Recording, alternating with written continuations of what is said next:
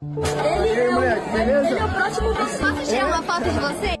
Neymar junior আবারও প্রমাণ করলেন তিনি শুধু মাঠের জাদুকরই নন, শারীরিক সক্ষমতার দিক থেকেও অদ্বিতীয়।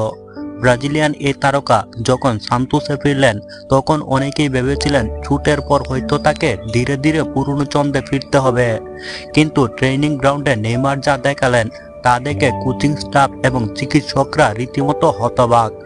সান্তোসের ট্রেনিং সেশনে নেইমার যেন একদম জ্বরের মতো নেমে এলেন।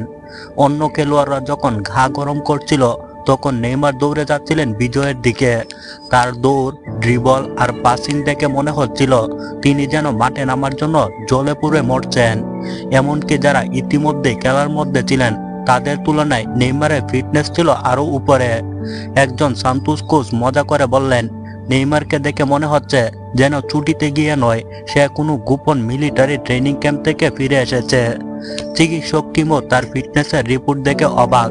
তাদের মতে নেইমারের শারীরিক সক্ষমতা চমকপ্রদ এবং তার পুনর্বাসন প্রক্রিয়া এমন নিখুঁত হয়েছে যে এখন তিনি আগের থেকেও শক্তিশালী। নেইমারের এই রূপান্তরের রহস্য কি? অনেকেই ভাবছেন নেইমারের এই অবিশ্বাস্য ফিটনেসের পেছনে আছে তার অদম্য মনোভাব এবং মাঠে ফিরে আসার দৃঢ় সংকল্প। ট্রেনিং এর বাইরে থাকাকালীনও নেইমার নিজের ফিটনেস ধরে রাখতে কঠোর পরিশ্রম করেছেন। তার খেলার প্রতি ভালোবাসা এবং জয়ের কুদাই তাকে অন্যদের থেকে আলাদা করেছে। একজন চিকিৎসক মজা করে বললেন, আমরা আসলে ভেবেছিলাম নেইমারের ফিটনেস পরীক্ষা করব, কিন্তু মনে হচ্ছে তার ফিটনেস আমাদেরই পরীক্ষা নিয়ে নিল। নেইমারের এই ফিরে আসা সান্তোসের জন্য শুধু একটি ভালো খবর নয়, এটি একটি বিপ্লবের সূচনা।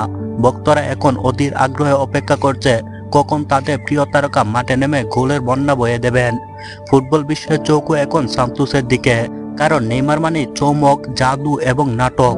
তিনি কি আবারও সেই আগের মতো গোলের জ্বর তুলতে পারবেন, নাকি এবার তার ফিটনেস এবং অভিজ্ঞতা মিলিয়ে আরো নতুন এক অধ্যায় রচনা করবেন? একটাই কথা বলা যায়, নেইমার ফিরে এসেছে এবং সে এসেছে জ্বর তুলতে।